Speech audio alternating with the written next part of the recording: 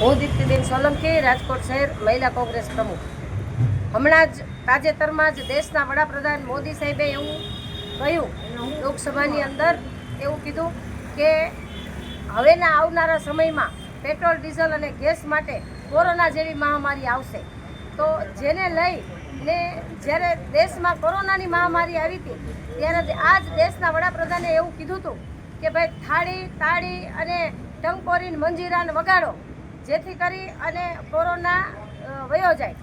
તો એ જ રીતે જો એ કોરોનાની મહામારી દેશના વડાપ્રધાનની સૂચના અનુસાર તાળીને થાળી વગાડવાથી વહી જતી હોય તો લોકોની જનજાગૃતિ અર્થે આજે અમે કોંગ્રેસ દ્વારા એવું લોકોને કહીએ છીએ કે દેશના વડાપ્રધાનના કહેવા મુજબ જો કોરોનાની મહામારી થાળી તાળી વગાડવાથી જતી રહેતી હોય તો આ પેટ્રોલ ડીઝલની પણ મહામારી થાળી અને તાળી વગાડવાથી જાય. એટલે અમે લોકોની જાગૃતિ અર્થે આજે આ થાળી અને તાળી વગાડીને પેટ્રોલને બોલાવવાનો કાર્યક્રમ કર્યો છે.